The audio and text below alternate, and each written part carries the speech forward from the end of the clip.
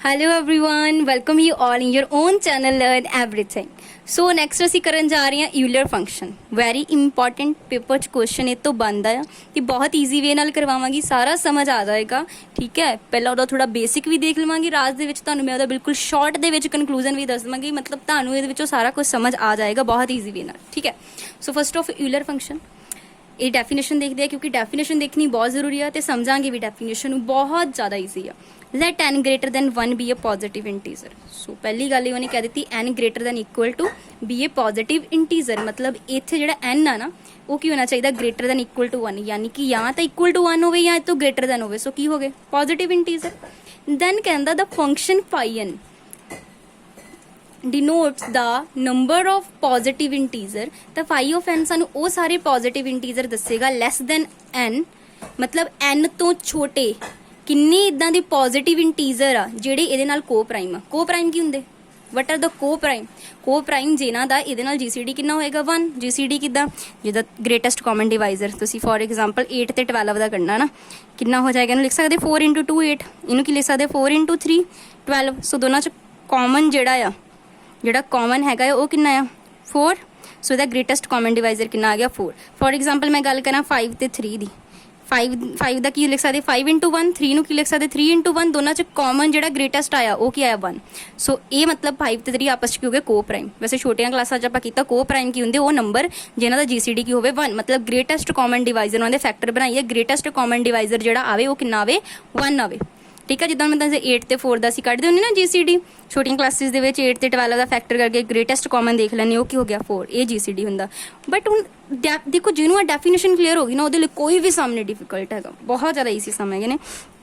ਯਾਨੀ ਦੇਖੋ ਡੈਫੀਨੇਸ਼ਨ ਚੋਂ ਹੀ ਨਾ ਪੇਪਰ ਦੇ ਵਿੱਚ ਬੜੇ ਸਾਰੇ ਕੁਐਸਚਨ ਜਿਹੜੇ ਦੇਖਣ ਨੂੰ ਤੁਹਾਨੂੰ ਮਿਲਣਗੇ ਸਿਰਫ ਸਿੰਪਲ ਡੈਫੀਨੇਸ਼ਨਸ ਦੇ ਵਿੱਚੋਂ ਹੀ, ਮਤਲਬ ਬਹੁਤ ਸਾਰੇ ਕਨਸੈਪਟਸ ਦੇ ਵਿੱਚ ਉਹਨੇ ਕੁਐਸਚਨ ਪੁੱਟ ਕੀਤੇ ਹੁੰਦੇ ਆ। ਠੀਕ ਆ, ਸੋ ਉਹਨੇ ਕਿਹਾ light n greater than equal to 1, ਮਤਲਬ ਇੱਥੋਂ ਕੰਡੀਸ਼ਨ ਇਹ ਗੱਲ ਪਹਿਲੇ ਤਾਂ ਗੱਲ ਹੋਈ ਕਿ ਗੱਲ ਕਿਹਦੇ ਤੇ ਆ, ਉਹ ਮਤਲਬ ਇਹ n ਜਿਹੜਾ ਹੁੰਦਾ ਇਹ ਹਮੇਸ਼ਾ ਜਾਂ ਤਾਂ equal to 1 ਹੁੰਦਾ ਜਾਂ ਇਸ ਤੋਂ ਵੱਡਾ। ਕਹਿਣ ਦਾ ਭਾਵ ਆ ਕਿ ਪੋਜ਼ਿਟਿਵ ਇੰਟੀਜ਼ਰ ਹੁੰਦਾ। ਦੂਸਰੀ ਗੱਲ, ਜਿਹੜਾ ਫੰਕਸ਼ਨ ਫਾਈ n ਆ ਇਹ ਕੀ ਡਿਨੋਟ ਕਰਦਾ, ਉਹ ਨੰਬਰ ਆਫ ਪੋਜ਼ਿਟਿਵ ਇੰਟੀਜ਼ਰ ਦੱਸਦਾ ਇਹਦੇ ਤੋਂ ਨੀਚੇ ਵਾਲੇ, ਯਾਨੀ n ਜੇ ਇੱਥੇ ਮੰਨ ਲਓ 3 ਹੈਗਾ, 3 ਤੋਂ ਨੀਚੇ ਵਾਲੇ ਕਿੰਨੇ ਇਦਾਂ ਦੇ ਪੋਜ਼ਿਟਿਵ ਇੰਟੀਜ਼ਰ ਆ, ਯਾਨੀ 0 1 2 ਤੋਂ ਲੈ ਕੇ ਕਿੰਨੇ ਇੰਟੀਜ਼ਰ ਆ ਜਿਹੜੇ ਇਹਦੇ ਨਾਲ ਕੋ ਪ੍ਰਾਈਮ ਆ। ਕੋ ਪ੍ਰਾਈਮ ਮਤਲਬ ਇਹਦੇ ਨਾਲ ਉਹਦਾ ਜੀਸੀਡੀ ਕਿੰਨਾ ਆ 1। ਕਲੀਅਰ ਹੋ ਜਾਏਗਾ। ਅੱਗੇ ਦੇਖੋ ਮੈਂ ਫੋਰ ਐਗਜ਼ਾਮਪਲ ਇਹਦੇ ਵਿੱਚ ਲੈ ਲਿਆ ਸੈਟ x, ਮਤਲਬ ਜਿਹੜਾ ਫਾਈ n 'ਚ ਉਹ x ਵਾਲੇ ਨੰਬਰ ਆਉਂਦੇ, x ਕੋਈ ਨੈਚੁਰਲ ਨੰਬਰ ਆ। ਇਹ ਹੋਏਗਾ ਕਿਹਦੇ ਤੋਂ? ਦੇਖੋ ਇੱਥੇ ਉਹਨੇ ਗੱਲ ਕਹਿਤੀ ਸੀ ਕਿ ਉਹ n ਤੋਂ ਕੀ ਹੋਣੇ ਚਾਹੀਦੇ ਸਾਰੇ ਛੋਟੇ। ਸੋ 1 ਤੋਂ ਵੱਡੇ ਕਿਉਂ ਲੈ? ਕਿਉਂਕਿ ਉਹ ਪੋਜ਼ਿਟਿਵ ਆ। ਪੋਜ਼ਿਟਿਵ ਕੀ ਹੁੰਦੇ ਆ 1 ਜਾਂ 1 ਤੋਂ ਵੱਡੇ। ਠੀਕ ਆ, ਸੋ ਇੱਥੇ ਹੋ ਗਿਆ ਪੋਜ਼ਿਟਿਵ ਗੱਲ, n ਤੋਂ ਛੋਟੇ। ਡੈਫੀਨੇਸ਼ਨ 'ਚ ਉਹਨੇ ਕਿਹਾ ਕੋ ਪ੍ਰਾਈਮ ਹੋਣ, ਮਤਲਬ ਜੀਸੀਡੀ ਇਹਦਾ ਜਿਹੜੇ ਵੀ ਨੰਬਰ ਆਏ ਇਹਦੇ ਤੋਂ ਨੀਚੇ ਵਾਲੇ n ਤੋਂ ਛੋਟੇ ਵਾਲੇ ਉਹਨਾਂ ਦਾ ਤਾਂ ਜੀਸੀਡੀ ਕਿੰਨਾ ਹੋਵੇ 1 ਹੋਵੇ। ਯਾਨੀ ਦੇ ਧਿਆਨ ਨਾਲ ਦੇਖੀਏ ਉਹ ਕਹਿਣਾ ਕੀ ਚਾਹੁੰਦਾ ਕਿ ਫਾਈ ਕੀ ਮੈਪ ਕਰਦਾ ਕਾਰਡਨੈਲਿਟੀ ਆਫ ਸੈਟ। ਆ ਸਾਰੇ ਸੈਟ ਦੀ ਕਾਰਡਨੈਲਿਟੀ ਦੱਸਦਾ, ਮਤਲਬ ਇਹਦੇ ਵਿੱਚ ਕਿੰਨੇ ਇਦਾਂ ਦੇ x ਹੈਗੇ ਆ ਜਿਨ੍ਹਾਂ ਦਾ ਜੀਸੀਡੀ n ਨਾਲ ਕੀ ਹੋਵੇ 1 ਹੋਵੇ, ਤੇ x ਉਹ ਸਾਰੇ ਨੰਬਰ n ਤੋਂ ਕੀ ਹੋਣਗੇ ਛੋਟੇ ਤੇ ਪਰ 0 ਤੋਂ ਕੀ ਹੋਣਗੇ ਵੱਡੇ। ਕਲੀਅਰ? 0 ਤੋਂ ਵੱਡੇ ਕਿਉਂ? ਕਿਉਂਕਿ positive integer less than n। Definition 'ਚ ਉਹਨੇ ਕਿਹਾ ਕੋ ਪ੍ਰਾਈਮ ਮਤਲਬ ਜੀਸੀਡੀ ਉਹਨਾਂ ਦਾ n ਨਾਲ ਕੀ ਹੋ ਜਾਵੇ 1। ਸਮ ਦੇਖਦੇ ਆ ਫਾਈ ਆਫ 1। ਦੇਖੋ ਫਾਈ ਆਫ 1 ਕਹਿੰਦਾ ਇਹਦੇ ਵਿੱਚ ਮੈਂ ਲੈ ਲਿਆ x belongs to n। x ਕੀ ਆ ਕਿਹਾ ਆਪਾਂ greater than equal to 1 and less than equal to 1। ਦੇਖੋ ਪੂਰੀ ਡੈਫੀਨੇਸ਼ਨ n ਦੀ ਜਗ੍ਹਾ ਵੈਲਿਊ ਆ ਜਾਣੀ, ਹੁਣੇ n ਇਕੁਅਲ ਟੂ 1 ਲਈ ਆ ਸਾਡੇ ਕੋਲ, n ਇਕੁਅਲ ਟੂ 1 ਲਈ ਫਾਈ ਆਫ 1 ਪੁੱਟ ਕਰ ਦਿੱਤਾ, ਬਾਕੀ ਸਾਰੀ ਚੀਜ਼ ਸੇਮ ਆ। GCD x1 equal to 1। ਹੁਣ 1 ਦੇ ਨਾਲ 1 ਤੋਂ ਛੋਟੇ ਜਾਂ 1 ਕਿਹੜਾ ਜੀਸੀਡੀ 1 ਹੁੰਦਾ ਦੱਸੋ? 1 ਦਾ 1 ਨਾਲ ਹੀ ਜੀਸੀਡੀ 1 ਹੁੰਦਾ। ਠੀਕ ਆ, ਸੋ ਇਹਦੇ ਵਿੱਚ ਇੱਕੋ ਇੱਕ ਇਦਾਂ ਦਾ ਐਲੀਮੈਂਟ ਆਇਆ 1 2। ਦੇਖੋ ਸੇਮ ਆ ਚੀਜ਼ ਰਿਪਰੈਜ਼ੈਂਟੇਸ਼ਨ ਸੇਮ ਲਿਖਣੀ ਬਾਰ-ਬਾਰ। ਤੁਸੀਂ ਕੋਈ ਪੇਪਰ ਵੈਸੇ ਥਿਓਰੈਟੀਕਲ ਤਾਂ ਨਹੀਂ ਦੇਣਾ ਹੈਗਾ। ਠੀਕ ਆ, ਇਹ ਰਿਪਰੈਜ਼ੈਂਟੇਸ਼ਨ ਆ, ਤੁਸੀਂ ਇੱਥੇ ਨਾ ਜਾਓ। ਠੀਕ ਆ, 2 ਦੇਖੋ 2 ਤੇ 2 ਤੋਂ ਨੀਚੇ ਨੰਬਰ ਪਰ 0 ਤੋਂ ਵੱਡੇ। 2 ਤੋਂ ਨੀਚੇ ਇੱਕ ਤਾਂ 2 ਆ ਗਿਆ 2 ਦੇ ਬਰਾਬਰ, ਫਿਰ 2 ਤੋਂ ਨੀਚੇ ਕੀ ਆ ਗਿਆ 1। ਠੀਕ ਹੈ, 0 ਤੋਂ ਵੱਡੇ ਲੈਣੇ 1 ਤੇ 2 ਆ। ਹੁਣ ਦੇਖੋ 2 ਦਾ ਇਹਨਾਂ ਦੋਨਾਂ ਚੋਂ ਕਿਹਦੇ ਨਾਲ ਜੀਸੀਡੀ 1 ਆ? 2 ਦਾ 2 ਨਾਲ ਜੀਸੀਡੀ 1 ਹੈਗਾ? ਨਹੀਂ, 2 ਦਾ 2 ਨਾਲ ਤਾਂ 2 ਹੀ ਆ ਜਾਣਾ। 2 ਦਾ 1 ਨਾਲ ਜੀਸੀਡੀ ਕਿੰਨਾ ਹੋ ਗਿਆ 1। ਸੋ ਯਾਨੀ ਕਿ ਇਹਦੇ ਅੰਦਰ ਇੱਕ ਹੀ ਇਦਾਂ ਦਾ ਐਲੀਮੈਂਟ ਹੈਗਾ ਜਿਹਦਾ 2 ਨਾਲ ਜੀਸੀਡੀ 1 ਆ, ਦੈਟ ਇਜ਼ 1। ਸੋ ਇੱਕੋ ਹੀ ਐਲੀਮੈਂਟ ਇਦਾਂ ਦਾ ਕਾਰਡਨੈਲਿਟੀ ਗਿਣਨੇ ਆ ਇਹ ਇੱਕ, ਇਹ ਤਾਂ ਆਨਸਰ ਇੱਕ ਆਇਆ ਨਾ ਕਿ ਇੱਕ ਦੇ ਨਾਲ ਇਹਦਾ ਜੀਸੀਡੀ 1 ਆ। ਸੋ ਇਦਾਂ ਦੇ ਅੰਦਰ ਐਲੀਮੈਂਟ ਕਿੰਨੇ? ਇੱਕੋ ਹੀ ਐਲੀਮੈਂਟ ਆ। ਸੋ ਇਹਦਾ ਫਾਈ ਆਫ 2 ਕਿੰਨਾ ਆ ਗਿਆ 1। ਇੰਟਰਸਟਿੰਗ ਅੱਗੇ ਦੇਖੋ ਕਲੀਅਰ ਹੋ ਜਾਏਗਾ, ਬਿਲਕੁਲ ਟੈਨਸ਼ਨ ਨਹੀਂ ਲੈਣੀ। ਫਾਈ ਆਫ 3 ਹੁਣ 3 ਤੋਂ ਨਹੀਂ 3 2 1। ਠੀਕ ਆ, 3 ਤੋਂ ਕਿੰਨੇ ਲੈ ਲਏ 3 2 ਤੇ 1 0 ਤਾਂ ਨਹੀਂ ਲੈਣਾ ਨਾ 0 ਤੋਂ ਵੱਡੇ 3 ਦਾ 3 ਨਾਲ GCD 1 ਹੈਗਾ ਨਹੀਂ 3 ਦਾ 2 ਨਾਲ GCD 1 ਹੈਗਾ ਹਾਂਜੀ 3 ਦਾ 1 ਨਾਲ ਵੀ GCD ਕਿੰਨਾ 1 GCD ਕੱਢਣਾ ਸਿਖਾ ਦਿੱਤਾ ਛੋਟੀਆਂ ਕਲਾਸਾਂ 'ਚ ਤੁਹਾਨੂੰ ਆਉਂਦਾ ਵੀ ਕੱਢ ਕੇ ਦੇਖਿਆ 3 ਦਾ 2 ਨਾਲ ਵੀ ਕਾਮਨ 1 ਹੀ ਆ ਜਾਣਾ 3 ਦਾ 1 ਨਾਲ ਵੀ GCD ਕਿੰਨਾ ਆ ਜਾਏਗਾ 1 ਸੋ ਇਹਦੇ ਵਿੱਚ ਕਿੰਨੇ ਐਲੀਮੈਂਟ ਆ ਗਏ 1 ਤੇ 2 ਸੋ ਕਿੰਨੇ ਆ ਇਹ ਇਹਨਾਂ ਨੂੰ ਗਿਣ ਲਓ 1 2 2 ਸੋ ਆਨਸਰ ਕੀ ਆ ਗਿਆ 2 ਕਲੀਅਰ ਹੁੰਦਾ ਪਿਆ ਅੱਗੇ ਹੋਰ ਕਲੀਅਰ ਹੋ ਜਾਏਗਾ ਟੈਨਸ਼ਨ ਲੈਣੀ ਈਜ਼ੀ ਹੈਗਾ ਦੇਖੋ ਇਹਦੀਆਂ ਪ੍ਰੋਪਰਟੀਜ਼ ਦੇਖੋ बहुत इंपॉर्टेंट रिजल्ट है phi of M N equal to phi of N condition की है GCD इस एम एन का कितना होना चाहिए 1 जिदा फॉर फाई ऑफ पी जो प्राइम नंबर आ जाए सीधा ही P -1 सीधा ही आंसर बस P इज प्राइम नंबर देखो इतो ही सारा क्लियर हो जाएगा फाई ऑफ 15 आ गया पेपर च या तो 15 तो नीचे सारे एलिमेंट लिखे 15 लिखे 14 13 12 12 तो नीचे 11 10 9 8 7 6 5 4 3 2 1 इत्थे तक लिख के फिर चेक कर लो कल्ले कल्ले ना किहदा GCD 1 या तो इदा काउंट कर लो इदा दे 8 एलीमेंट आ जाने तुहाडे कोल सिंपल मैथड की है तुसीं इहनूं तोड़ सकदे हो प्राइम फैक्टराइजेशन 3 × 5 3 ते 5 दा GCD 1 हुंदा फाई ऑफ 3 5 आ गया MN फाई ऑफ MN की हुंदा phi of M × phi of N तो हुणी मैं दस्सिया जे प्राइम नंबर दा फाई पता करना होवे यूलर फंक्शन तो हुंदा P -1 फाई ऑफ 3 तो 3 किया प्राइम नंबर सो 3 - 1 किया गया 2 उदा पीछे भी कट के देखिया सी तां भी कितना आंदा सी 2 फाई ऑफ 5 किया अगेन प्राइम नंबर फिर प्राइम नंबर दा की हुंदा P -1 यानी फाई ऑफ 5 किया जाएगा 5 - 1 उदा भी करके देख लो 5 तो ले लो 5 4 3 2 1 कितना GCD 1 है 5 दा 5 ना नहीं 5 दा 4 ना GCD 1 है ठीक है 3 नाल भी 1 ना 2 नाल भी 1 नाल भी कितने एलिमेंट इदां दे 1 2 3 4 तां भी आंसर 4 आ गया सो क्लियर है दोनों कॉन्सैप्ट करा देते हैं पर ये शॉर्ट याद रखना तुसी कि प्राइम नंबर आ गया P -1 सिंपल नैक्सट 70 आ गया 2 × 5 × 7 लिख ही सकती मैं इतने प्रॉपर्टी लगी MN वाली फाई ऑफ N अगला भी जड़ा भी है हुण 2 है 2 का तो पता ही है 2 is first prime number 2 - 1 1 5 - 1 4 7 - 1 6 multiply करता 24 आंसर आ गया जी हुण आ जाए फाई ऑफ P दी R मतलब किसी प्राइम नंबर की पावर आ गया फिर देखो बहुत ईजी है प्राइम नंबर की पावर माइनस प्राइम नंबर की पावर -1 हुणे क्लियर हो जाएगा फाई ऑफ 80 में लिख सकती 2 दी पावर 4 × 5 ठीक है जी लिख लिया ये बन गया फाई ऑफ MN ते कंडीशन की सी M ते N दा GCD 1 होवे 2 ते 5 दा GCD 1 नहीं हुंदा इदां दे फैक्टरां च तोड़ना कि ये को प्राइम होण आपस च यानी GCD की होवे 1 को प्राइम वो नंबर हुंदे आ ठीक है फाई ऑफ 2 दी पावर 4 फाई ऑफ 5 वो प्रॉपर्टी लगाती फाई MN दी हुण 2 दी power 4 2 is first prime number दी पावर R की हुंदा P दी पावर R माइनस P दी पावर R -1 यानी 2 दी पावर 4 माइनस 2 दी पावर 4 -1 ते फाई ऑफ 5 की है प्राइम नंबर P -1 कितना आ गया 4 सो इत्थे सॉल्व तो तुसीं खुद कर लोगे आंसर कितना आ गया 32 ਇਹਦੀ फाई ऑफ 100 पता किया होया 100 ਨੂੰ ਮੈਂ ਲਿਖ ਸਕਦੀ 2 ਦੀ ਪਾਵਰ 2 × 5 ਦੀ ਪਾਵਰ 2 2 ਦੀ ਪਾਵਰ 2 5 ਦੀ ਪਾਵਰ 2 5 ਇਹਨਾਂ ਨੂੰ MN ਦੀ ਪ੍ਰੋਪਰਟੀ ਲੱਗੀ फाई M × N ਕੀ ਹੁੰਦਾ phi of M × phi of N ਇੱਥੇ फाई ऑफ P ਦੀ ਪਾਵਰ R ਕੀ ਹੁੰਦਾ P ਦੀ ਪਾਵਰ R - P ਦੀ ਪਾਵਰ R -1 P ਦੀ ਪਾਵਰ R ਦਾ ਕੀ P ਦੀ ਪਾਵਰ R - P ਦੀ power R -1 calculation and then answer is 40 ਇੱਥੋਂ ਨਾ ਇੱਕ ਇੰਟਰਸਟਿੰਗ ਗੱਲ ਹੋਰ ਨੋਟ ਕਰਿਓ ठीक है अगे जाके पॉइंट बनना मैं इत्थे तुहानूं दस देना फाई ऑफ 1 की वैल्यू कितनी आई 1 फाई ऑफ 2 की वैल्यू की आई 2 उस तो बाद जिहदी मर्जी देख लो 2 तो उपर देखो 3 की वैल्यू कितनी आई 2 ईवन वैल्यू उस तो बाद आपां इत्थे निकालिया सी 3 का ईवन वैल्यू 5 का ईवन वैल्यू एक मिनट इत्थे देखो फाई ऑफ 3 की वैल्यू 2 ईवन आंसर ईवन कोई भी आंसर कर लो ईवन तुसीं अपने को भी लै लिओ आंसर भी आंसर कितना आया 40 ईवन सारे का आंसर की आ रहा है ईवन सिर्फ एक 5 1 ते 2 का आंसर 1 आया यानी ऑड आया ठीक है सो इत्थे एक पॉइंट बनता है इथों नोट करने वाला इंपॉर्टेंट नोट कि phi is not a onto function ये ऑन टू फंक्शन है नहीं क्यों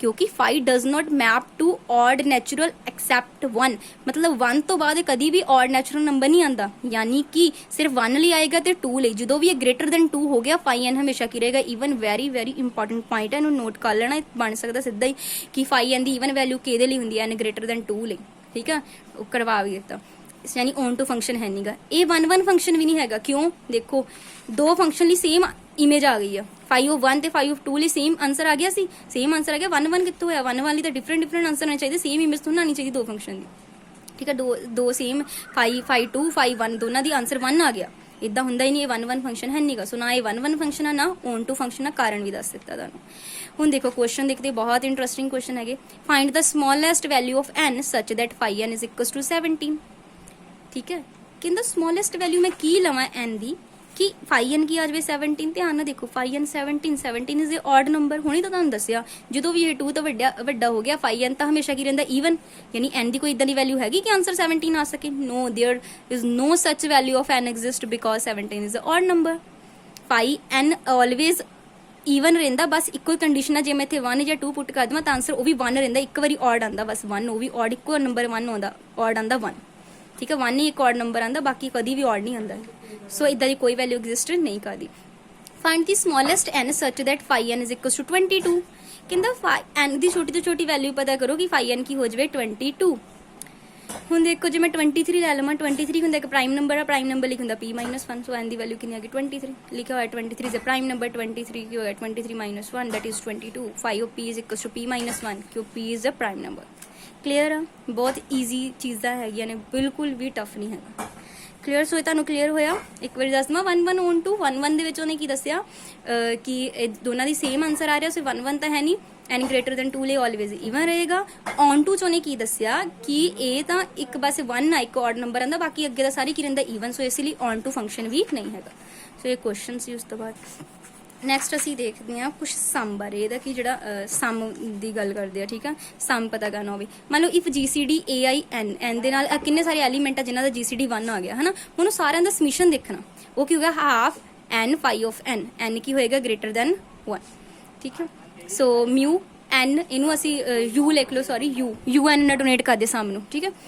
ਇਹਦੇ ਵਿੱਚ x ਬਿਲੋਂਗਸ ਟੂ n, ਇਹ ਸਾਰੇ ਐਲੀਮੈਂਟ ਆਣਗੇ ਜਿਨ੍ਹਾਂ ਦਾ GCD n ਕੀ ਆਏਗਾ 1। ਫਾਈਂਡ ਸਮ ਪਤਾ ਕਰਨਾ u23, ਕੁਛ ਵੀ ਨਹੀਂ ਕਰਨਾ, i1 ਤੋਂ n, ਹੁਣ n ਦੀ ਜਗ੍ਹਾ ਕੀ ਆ 23, ਆ ਫਾਰਮੂਲਾ ਜਿਹੜਾ ਤੁਹਾਡੇ ਕੋਲ, ਠੀਕ ਹੈ, ਇਹਨੂੰ un ਨੂੰ ਰਿਪਰੈਜ਼ੈਂਟ, ਹਾਫ n ਦੀ ਵੈਲਿਊ ਕਿੰਨੀ ਆ 23, ਨਾਲ ਕੀ ਆ phi n, phi 23, half n 23, phi 23 ਕੀ ਆ, ਕਿਹੜਾ ਨੰਬਰ ਆ, ਪ੍ਰਾਈਮ ਨੰਬਰ, ਸੋ 23 - 1 ਕੀ ਹੋ ਗਿਆ 22, ਸੋ ਇਹਨੂੰ ਮਲਟੀਪਲਾਈ ਕਰ ਲੈਣਾ, ਠੀਕ ਆ, ਤੁਹਾਡਾ ਆਨਸਰ ਆ ਜਾਏਗਾ।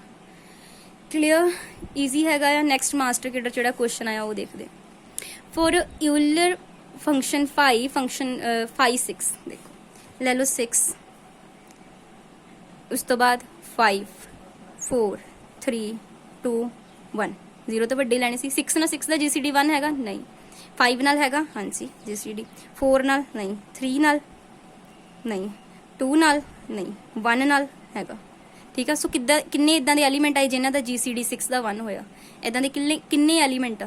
ਦੇਖੋ 6 ਨਾਲ 6 ਦਾ GCD 1 ਨਹੀਂ, 4 ਨਾਲ ਵੀ ਨਹੀਂ, 3 ਨਾਲ ਵੀ ਕੁਝ ਕਾਮਨ ਆ ਜਾਂਦਾ, 2 ਨਾਲ ਵੀ ਕਾਮਨ ਆ ਜਾਂਦਾ, ਇਹਨਾਂ ਨਾਲ ਹੀ ਆ ਕੋ ਪ੍ਰਾਈਮ ਹੈ, 5 ਤੇ 1 ਨਾਲ ਹੀ ਆ।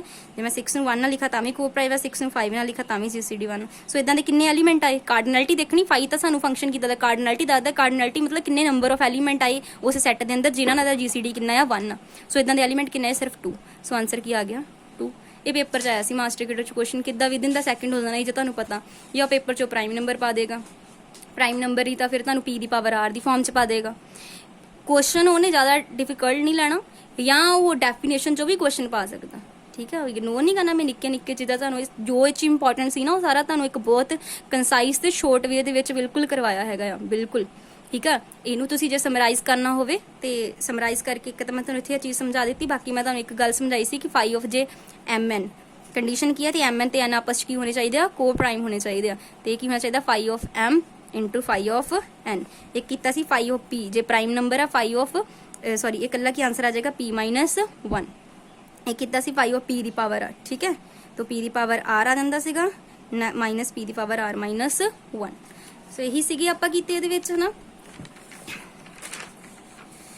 p ਦੀ ਪਾਵਰ r ਮਾਈਨਸ p ਦੀ ਪਾਵਰ r - 1, ਤੇ p ਇਜ਼ ਆਲਵੇਜ਼ p ਕੀ ਇੱਥੇ ਪ੍ਰਾਈਮ। ਇਹ ਜਰਾ ਇੰਪੋਰਟੈਂਟ ਜਿਹੜੀਆਂ ਹੈਗੀਆਂ ਇਹਨਾਂ ਨੂੰ ਧਿਆਨ ਨਾਲ ਦੇਖ ਲੈਣਾ, ਇੰਪੋਰਟੈਂਟ ਜਿੰਨੀਆਂ ਵੀ ਥਿਊਰਮਸ ਹੈਗੀਆਂ ਆ, ਦੈਨ ਈਲਰ ਫੰਕਸ਼ਨ ਦੀ ਡੈਫੀਨੇਸ਼ਨ ਜਿਹੜੀ ਹੈਗੀ, ਕਿਉਂਕਿ ਡੈਫੀਨੇਸ਼ਨ ਮੈਂ ਤੁਹਾਨੂੰ ਅਗੇਨ ਦੱਸਦੀ ਕਿਉਂ ਇੰਪੋਰਟੈਂਟ ਆ, ਕਿਉਂਕਿ ਤੁਸੀਂ ਦੇਖਿਆ ਹੋ ਨਾ ਮਾਸਟਰ ਕਿਡਰ ਕੁਐਸਚਨ ਅੱਗੇ ਰਿਵਾਈਜ਼ ਹੁੰਦਾ, ਕੁਐਸਚਨ ਸੇਮ ਹੁੰਦਾ, ਕਈ ਵਾਰੀ ਨਾ ਉੱਪਰ ਡੈਫੀਨੇਸ਼ਨ ਲਿਖ ਦਿੰਦਾ, ਉਹ ਕੁਐਸਚਨ ਉਹੀ ਪੁੱਟ ਕਰਦਾ, ਉੱਪਰ ਲਿਖ ਦਿੰਦਾ ਡੈਫੀਨੇਸ਼ਨ ਦੇ ਵਿੱਚੋਂ ਕਈ ਵਾਰੀ ਬਹੁਤ ਸਾਰੇ ਉਹਨੇ ਕੁਐਸਚਨ ਪੁੱਟ ਕੀਤੇ ਹੁੰਦੇ ਆ, ਠੀਕ ਹੈ। ਸੋ ਇਹਨਾਂ ਨੂੰ ਚੰਗੀ ਤਰ੍ਹਾਂ ਕਰ ਲੈਣਾ, ਬਹੁਤ ਈਜ਼ੀ ਹੈਗੇ ਨੇ। ਜੇ ਤੁਹਾਨੂੰ ਵੀਡੀਓ ਪਸੰਦ ਆਈ ਲਾਈਕ ਐਂਡ ਕਮੈਂਟ ਜ਼ਰੂਰ ਕਰੋ। Thanks for watching the video.